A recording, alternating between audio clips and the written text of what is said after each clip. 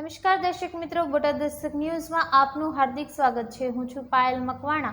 આપ જોઈ રહ્યા છો બોટાદ દસ્તક ન્યૂઝ। હવે પછીના સમાચાર વિગતવાર। ભાવનગર સોમનાથ NH એક જ વર્ષમાં જવાબ દઈ દીધો।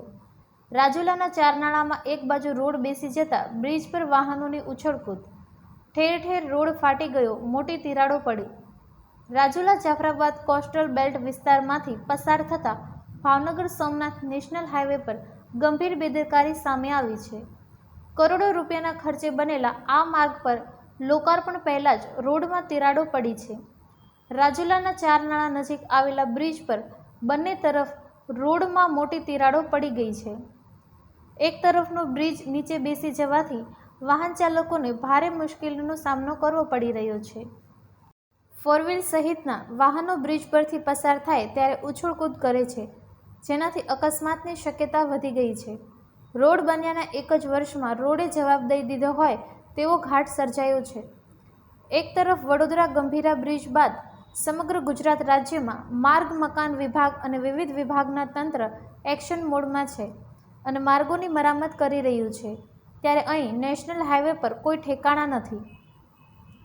ભાવનગર સોમનાથ નેશનલ હાઈવે હોવાથી, દીવ સોમનાથ સહિત પ્રવાસન સ્થળ હોવાથી ગુજરાત સહિત અલગ અલગ રાજ્યના લોકો આ નેશનલ હાઈવેથી પસાર થાય છે। અહીં મોટી તિરાડો પડી જતા રોડ ફાટી જવાના કારણે મોટો ભ્રષ્ટાચાર, નબળી ગુણવત્તાના કારણે માર્ગ પર તિરાડો પડી હોઈ શકે છે।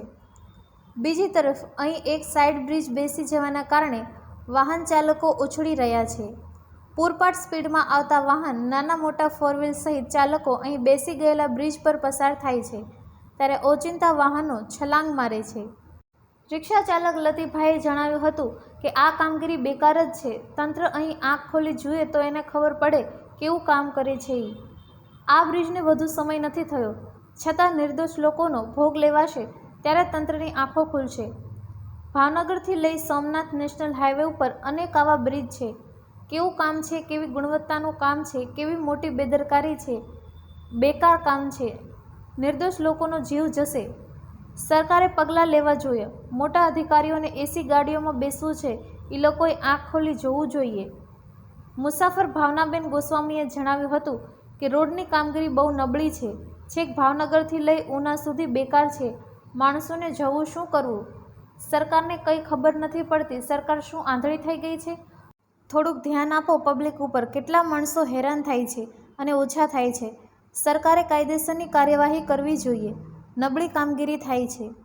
અમરેલી જિલ્લામાં માર્ગ મકાન અને પંચાયત વિભાગ દ્વારા 18 જેટલા ઇજદારીઓને વિભાગ દ્વારા નોટિસ આપવામાં આવી છે, જેના કારણે કોન્ટ્રાક્ટરોએ સ્વખર્ચે કેટલાક ગેરંટી પીરિયડવાળા માર્ગો ઉપર સમારકામ શરૂ કર્યું, પરંતુ અહીં નેશનલ ઓથોરિટી દ્વારા કામ કરતી એજન્સીઓની તપાસ નથી કરી અને કોઈ કાર્યવાહી નથી કરવામાં આવી। અહીં અનેક વખત નબળી ગુણવત્તાના કામો ગાબડા સહિત જોવા મળે છે।